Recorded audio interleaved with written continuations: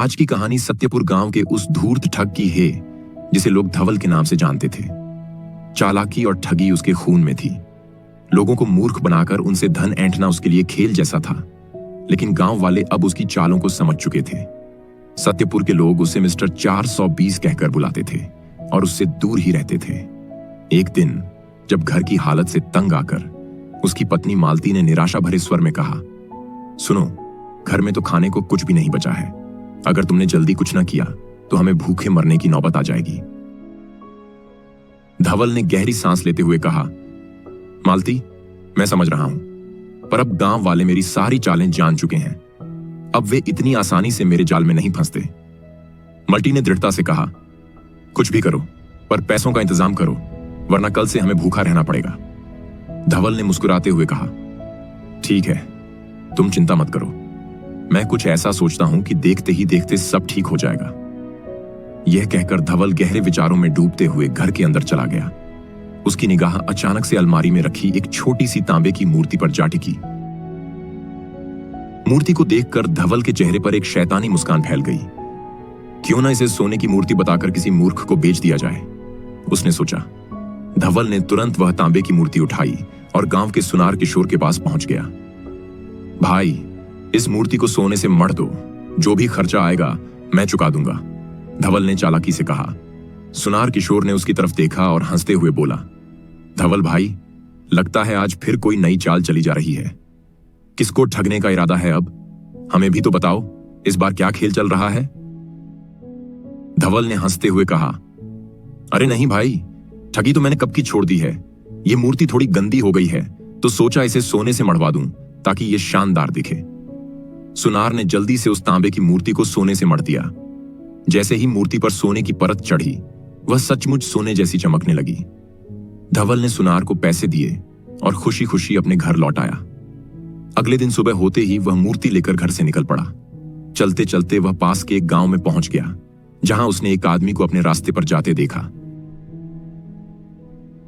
धवल ने सोचा, क्यों ना इस आदमी को अपना शिकार बनाया जाए। जब वह आदमी धवल के पास से गुजरा तो धवल ने पूछा, भाई साहब, इस बर्तन में क्या है? क्या इसमें गाय का शुद्ध देसी घी है? आदमी ने कहा, हां, मैं इसे दूसरे गांव में बेचने जा रहा हूं।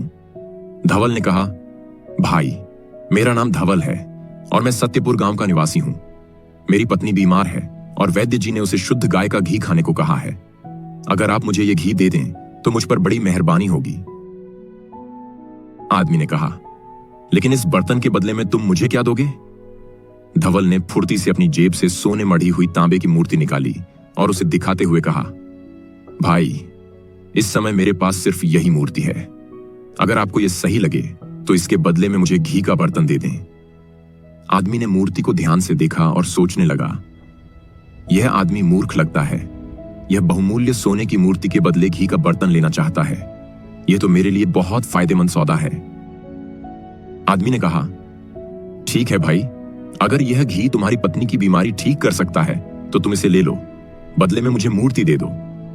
धवल ने तुरंत मूर्ति उस आदमी को दे दी और उसके सिर पर रखे घी के बर्तन को उठा लिया। धवल ने कहा, भाई, जाते जाते ये तो बताओ कि तुम किस गांव के रहने वाले हो और तुम्हारा नाम क्या है? आदमी ने कहा, मेरा नाम मोहनलाल है और मैं ढोलपुर गांव का निवासी हूं। धवल ने कहा, आपका गांव हमारे गांव के पास ही है। भाई, आपने मेरी मुसीबत में मदद की है, भगवान आपको इसका फल जरूर देंगे। मोहनलाल ने मुस्कुराते हुए कहा, हां, सज्जनों की मदद करने में मुझे हमेशा खुशी मिलती है। फिर धवल अपने गांव लौट आया और मोहनलाल भी अपने गांव चला गया। जब मोहनलाल अपने गांव पहुंचा तो उसने अपनी पत्नी से कहा, देखो जया, आज मैं तुम्हारे लिए सोने की मूर्ति लेकर आया हूं। जया ने उत्सुकता से पूछा, सचमुच? लेकिन यह मूर्ति कहां से लाई हो? मोहनलाल ने हंसते हुए कहा, यह सब उस घी के बर्तन का कमाल है। मैंने इस मूर्ति को उस बर्तन के बदले में लिया है। जया ने मुस्कुराते हुए कहा, स्वामी, आज तो आपने किसी बहुत बड़े मूर्ख को फंसा लिया। मोहनलाल ने हंसकर कहा, तुम सही कह रही हो जया। सच में, जब वह आदमी अपने घर पहुंचकर घी का बर्तन खोलेगा तो अपना सिर पीटेगा। जया ने ठाका लगाते हुए कहा, हां स्वामी, आपने पूरे बर्तन को गोबर से भर दिया था और ऊपर से थोड़ी सी घी की परत चढ़ा दी थी। मोहनलाल ने कहा, जब वह बर्तन में घी की जगह गोबर देखेगा तो सचमुच सिर पीटने लगेगा। फिर कुछ सोचकर मोहनलाल ने अपनी पत्नी से कहा, जया, मैं काफी समय से सोच रहा था कि तुम्हारे लिए सोने के गहने बनवाऊं। अब तुम इस मूर्ति को ले जाकर अपने लिए गहने बनवा लो। जया ने खुश होकर कहा, स्वामी, आप कितने अच्छे हैं। मैं अभी सुनार के पास जाकर इसे देकर गहने बनवाती हूं और आपके लिए हलवा भी बनाऊंगी। जया मूर्ति लेकर सुनार की दुकान की ओर चली गई। जब वह सुनार की दुकान पहुंची तो उसने कहा, रघु जी, इस सोने की मूर्ति के बदले मुझे गहने बनवा दीजिए। सुनार रघु ने मूर्ति को अपने हाथ में लिया और ध्यान से देखा। उसने कहा, अगर मैं इसे देखूं तो यह सही लगती है। लगता है मोहनलाल ने आज किसी को अच्छी तरह फंसा लिया है। जया ने नाराज होकर कहा, अरे नहीं रघु जी, यह हमारी पारिवारिक मूर्ति है, कोई ठगी नहीं है। सुनार ने कहा, ठीक है बहन जी, आप क्या चाहती हैं मैं मान लेता हूं, वरना मैं तो मोहनलाल की 420 वाली हरकतों से परिचित हूं। बस आप बैठिए, मैं पहले इस मूर्ति की जांच कर लूं। जैसे ही सुनार ने मूर्ति की जांच की, वह बोला, अरे बहन जी, आप मुझे बेवकूफ बनाने आई हैं। यह तांबे की मूर्ति है जिस पर सिर्फ सोने की परत चढ़ी हुई है। सुनार रघु ने हंसते हुए कहा, लगता है आज 420 मोहनलाल खुद किसी और 420 के जाल में फंस गया। जया निराश होकर मूर्ति लेकर अपने घर की ओर चल पड़ी और पूरे रास्ते अपने पति को कोसती रही। मजाक बनाने के लिए तुम्हें कुछ और नहीं मिला? तांबे की मूर्ति को सोने की कहकर बदलने की चाल चली। मोहनलाल ने चौंकते हुए कहा, तुम क्या कह रही हो? जया ने तिरस्कार से कहा, सुनार ने कहा है कि मूर्ति पर सिर्फ सोने की परत चढ़ी है, बाकी पूरी मूर्ति तांबे की है। मोहनलाल ने झुंझलाकर कहा, ओह, तो उस ठग ने मुझे बेवकूफ बना दिया। वह जरूर कोई बड़ा धोखेबाज होगा। मैं अभी उसके गांव जाकर उसके बारे में पता करता हूं। यह कहते ही मोहनलाल तुरंत धवल के गांव की ओर चल पड़ा। उधर धवल अपने सिर पर घी का कनस्तर लेकर घर पहुंचा और मालती से बोला, जल्दी से चूल्हा जलाओ और हमारे लिए खाना बनाओ। मालती ने पूछा, क्यों, ये कौन सा खजाना ले आए हो? धवल ने गर्व से कहा, इस कनस्तर में गाय का शुद्ध देशी घी है, इसे बेचकर मैं खूब पैसा कमाऊंगा। मालती ने कनस्तर उठाया और रसोई में चली गई। उसने स्वादिष्ट भोजन तैयार किया और धवल के सामने परोसा।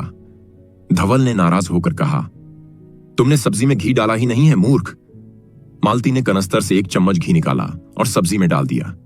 यह देखकर धवल झुंझलाया, पूरा कनस्तर घी से भरा है और तुम घी डालने में कंजूसी कर रही हो। मालती ने 4 चम्मच घी निकाला और सब्जी में डाल दिया, लेकिन जैसे ही धवल ने रोटी को सब्जी में डुबोकर खाया, वह तुरंत रोटी थूकते हुए चिल्लाया, यह घी है या गोबर? मालती ने पूछा, अब क्या हुआ? रघु ने बिना कुछ कहे घी के कनस्तर के पास जाकर उसे खोला और अंदर की जांच की। धवल ने देखा कि कनस्तर घी की जगह गोबर से भरा हुआ है। उसने गुस्से में कहा, अरे, घी की जगह इसमें गोबर भरा है। अब समझ आया कि मोहनलाल इतनी जल्दी मूर्ति क्यों लेना चाहता था। मालती ने मजाक में कहा, तो क्या अब और घी डाल दूं सब्जी में? धवल ने झुंझलाते हुए कहा, जख्म पर नमक क्यों छिड़क रही हो? उस ठग ने मुझे धोखा दिया और तुम मजाक बना रही हो। उधर मोहनलाल गुस्से से भुनभुनाता हुआ धवल को मारने के लिए डंडा लेकर निकला, लेकिन जब वह धवल के गांव के पास पहुंचा तो उसे ख्याल आया, क्यों मारूं उसे? अगर उसने मुझे मूर्ति देकर बेवकूफ बनाया है तो मैंने भी उसे घी की जगह गोबर का कनस्तर दिया है। मुझे उसे सजा देने का कोई अधिकार नहीं है। लेकिन अब जब मैं उसके गांव आ ही गया हूं तो चलो उससे घर पर मिलकर देखता हूं। यह सोचते हुए मोहनलाल ने डंडा फेंका और धवल के घर की ओर बढ़ गया। जब वह धवल के घर के पास पहुंचा तो धवल ने उसे आते हुए देखा और मालती से कहा, देखो, यही वही आदमी है जिसने मुझे घी के बदले गोबर का कनस्तर दिया था, लेकिन अब यह यहां क्यों आ रहा है? मालती ने उत्तर दिया, उसे करीब आने दो, फिर हम देखते हैं। जब मोहनलाल धवल और मालती के पास पहुंचा तो धवल ने हंसते हुए कहा, हे मोहनलाल, तुम यहां कैसे आए? मोहनलाल ने मुस्कुराते हुए कहा, मैं तुम्हें कल दिए गए सोने की मूर्ति के लिए धन्यवाद देने आया हूं और तुम्हारी पत्नी की तबीयत के बारे में पूछने। धवल ने मन में सोचा, अरे, यह फिर से मुझे बेवकूफ बनाने आया है। मोहनलाल ने कहा, अरे भाई, तुम तो खोए हुए लगते हो। तुमने अपनी पत्नी की सेहत के बारे में नहीं बताया। धवल ने कहा, ओ भाई, आपकी कृपा से मेरी पत्नी अब ठीक है। आपका घी इतना अच्छा था कि उसने सिर्फ एक बार खाने से ही ठीक हो गई। मोहनलाल ने राहत की सांस ली। हे भगवान, मैं शुक्रगुजार हूं कि बहन ठीक हो गई। अच्छा भाई, अब मैं चलता हूं, धवल ने कहा। कैसे जा सकते हो? आज तुम यहां से नहीं जा सकते। कम से कम मुझे तुम्हारी मेहमान नवाजी करने का मौका दो। मोहनलाल ने झिझकते हुए कहा।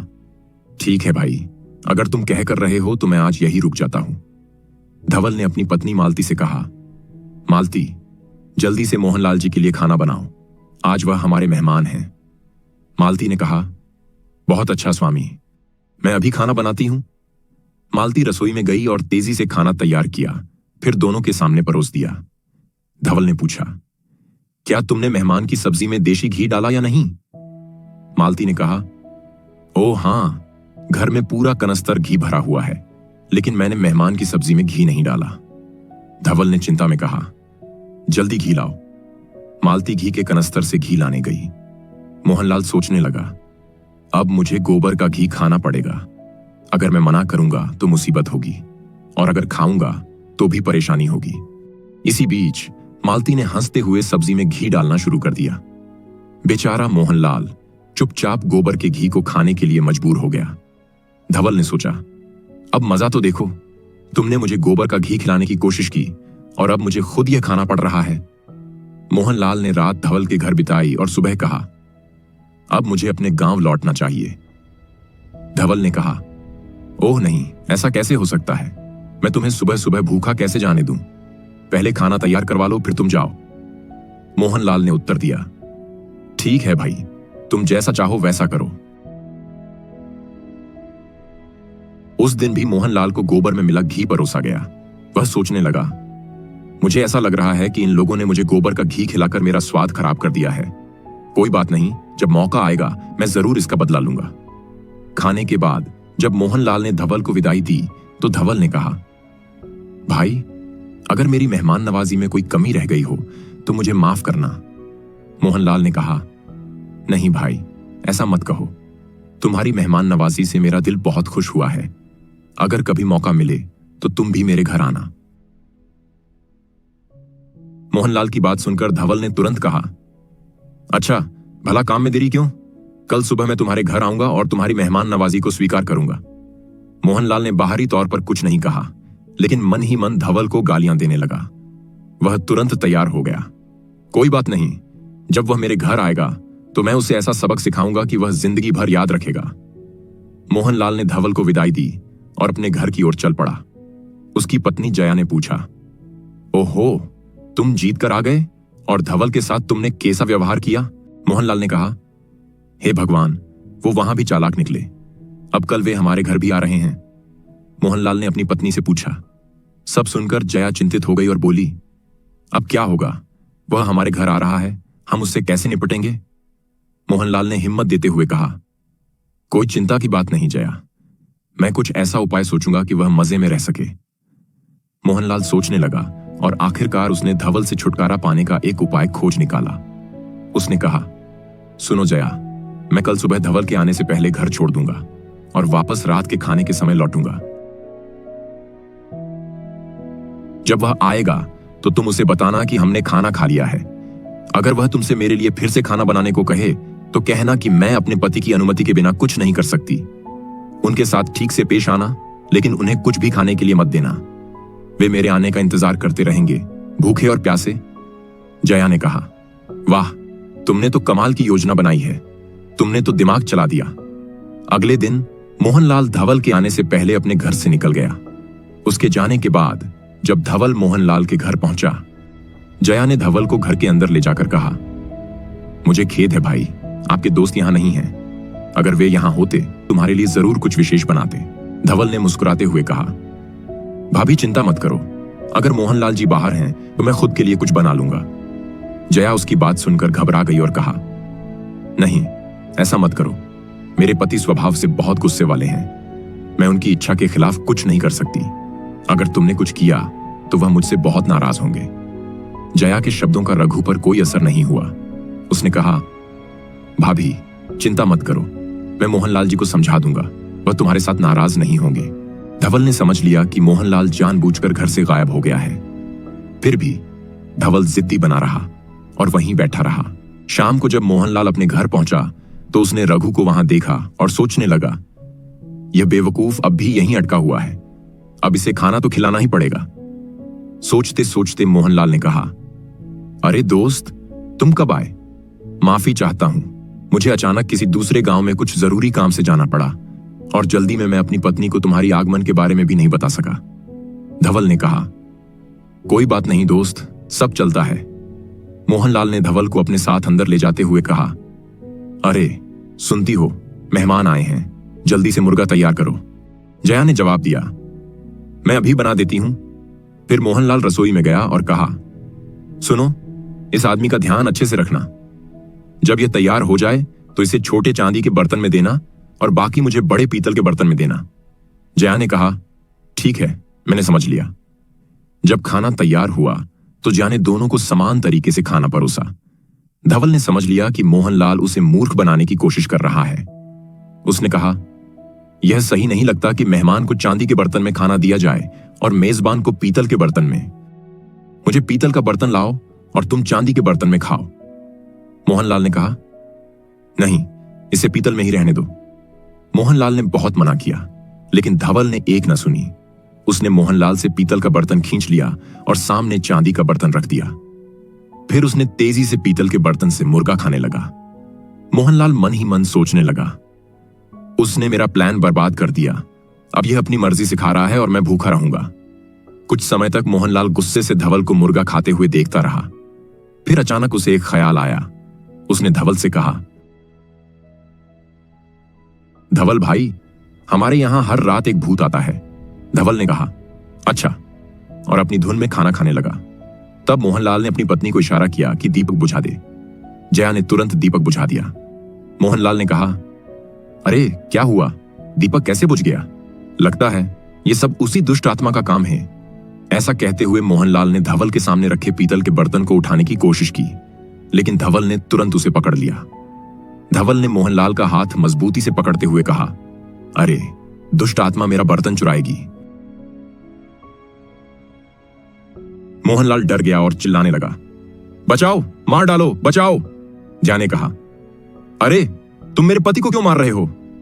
धवल ने कहा, बहन तुम यहां से चली जाओ, आज मैं इसे छठी के दूध की याद दिला दूंगा। आज के बाद वह मेरे सामने कभी नहीं आएगा। मोहनलाल ने चिल्लाते हुए कहा, अरे नहीं, छोड़ दो। धवल ने कहा, मैं इसे कैसे छोड़ दूं? ये तो हर दिन तुम्हें परेशान करता था, आज मैं इसका पूरा मजा लूंगा। मोहनलाल रोने लगा, अरे भाई क्या कर रहे हो? मैं भूत नहीं हूं, मैं मोहनलाल हूं। जैसे ही मोहनलाल ने अपने असली नाम का उल्लेख किया, जया ने तुरंत दीपक फिर से जला दिया और बोली, देखो भाई, ये जो तुम्हारा हाथ पकड़ रखा है, यह सब बस एक नाटक था तुम्हें धोखा देने के लिए, लेकिन अब हम खुद ही इस नाटक में फंस गए हैं। धवल हंसते हुए बोला, भाई देखो, चालाक लोगों के साथ खेलना कितना मुश्किल है। मोहनलाल ने भी मुस्कुराते हुए कहा, तुम सही हो भाई, अगर मैं शेर हूं तो तुम एक चौथाई शेर हो, इसलिए मैं तुमसे टकराया और हार गया। तुम जीत गए, मैं हार गया।